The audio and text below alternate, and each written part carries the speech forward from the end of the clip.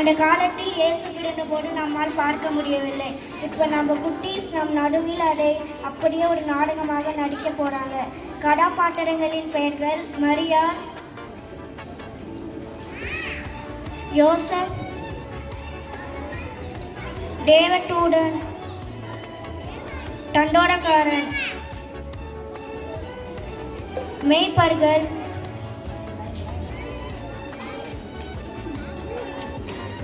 சாஸ்திரிகள்.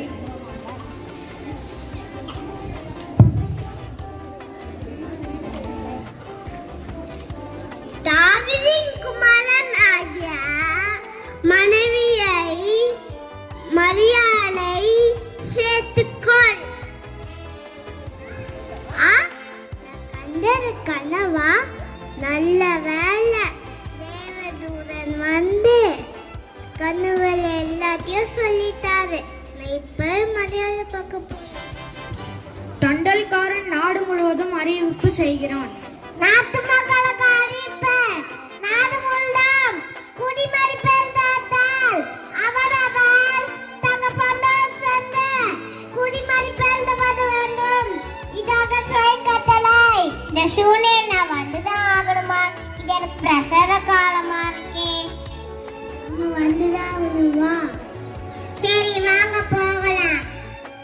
தனக்கு மனைவியாக நியமிக்கப்பட்ட கர்ப்பவதியான மரியாளுடனே குடிமிதிப்பற்ற பெழுத்தம்படி கலிலேயா நாட்டிலுள் பெத்லகம் என்னும் தாவீதின் ஊருக்கு போனான்.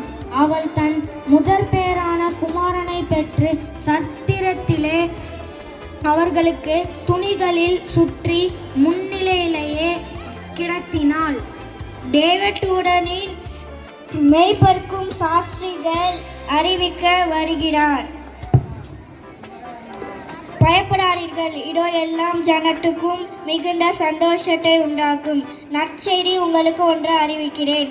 இன்று கர்த்தராகிய கிறிஸ்து என்னும் இரட்சகர் உங்களுக்கு தாவீது என்ற ஊரில் பிறந்திருக்கிறார். பிள்ளையை துணிகளில் சுற்றி முன்னையால் கிடத்தி இருப்பதை காண்பீர்கள். இதுவே உங்களுக்கு அடையாளம்.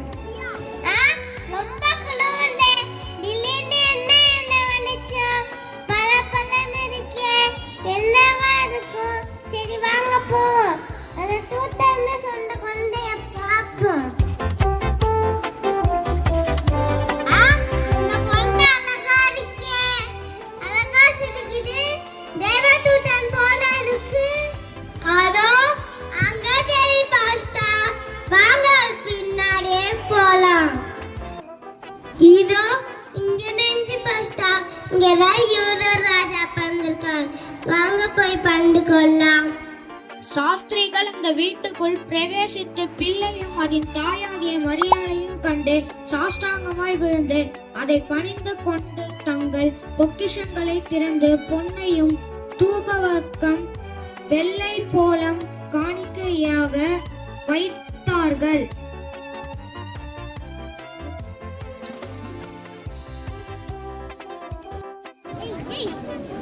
இப்பொழுது நீங்கள் பார்த்த நாடகத்தில் இயேசு பிறந்ததோடு இந்த நிகழ்ச்சி முடிவடைகிறது. நன்றி, வணக்கம்.